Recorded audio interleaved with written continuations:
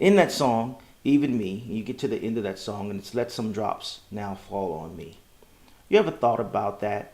Those those drops. Today I just feel like I need to give God praise for the drops. Even me, Lord, even me, let some drops. Those drops, of course, the songwriter was talking about drops of power, drops of anointing, drops of his presence.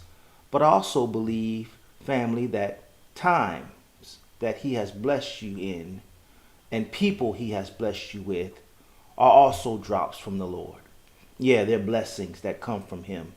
And today, I want to just shine some light on a blessing that was dropped my way in my cousin that I lost, Patricia Singleton Mays. Um,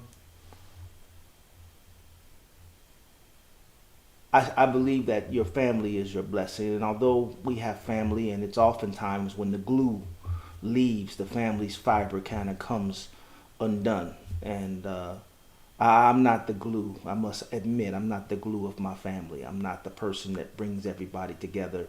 I got a cousin, Tanya, who does a good job at trying to be the glue. But in most families, grandmama is always the glue. So my grandmother would always make sure that I got connected to my cousins near or far, both grandmothers actually. But my grandmother Jefferson would have me travel with her to Mississippi, Edwards, Mississippi, and that's where my cousin Patricia and my cousin Tarsha and her son Cornelius, known as Sonny, lives there, and her mother lived there.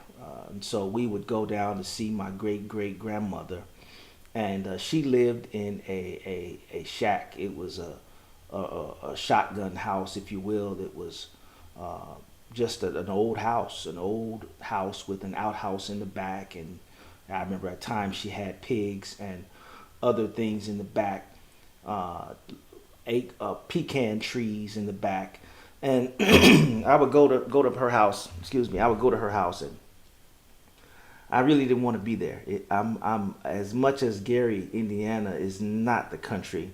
It is definitely a city, and so I'm not used to the country. So I'm in that house, and I don't want to be there. But my uncle Sonny, he's got a home, a house with a bathroom and everything. So I was always trying to get to my uncle Sonny's house, and so they would pick me up, and I would go, and I would be there with my cousin Trisha and her sister, and they would just show me a great time. We would have fun, we'd laugh, we'd joke, we'd play, we'd watch movies. So many different memories of her, and we lost her, uh, and she is the first cousin that I actually lost, and so my family would continue to be in prayer for one another. But I recall that she's a drop. She's a drop of history, a drop of time, a drop of family, a drop of fiber of who she was dropped into my life. And that's a praise break for many of us when we think about our loved ones that are near and far or even gone on to be with the Lord, is that they were drops to us. Even us. God was so kind to drop them our way. And thinking about her and thinking about those times we had where she would come back, even in the summertime, she'd come to Gary, and I'd show her things of the city and all my friends, and she'd be at my house and braiding hair of all the girls on the street. It was just cousins. You know, you're thankful. I'm thankful for that. So I'm thankful for the drop that was her. She endured some many pains in this life. And I want to say this to somebody that may not think that there's a praise break in it, even in the midst of loss, that the last drop is still Him. God is still good to the last drop. And I mean, whatever it happens on this side that ends up being the last drop still ends with Him. Is there anybody that can give God praise? He's a God that's good to the last drop. Even me, Lord. Even me. Let some drops now.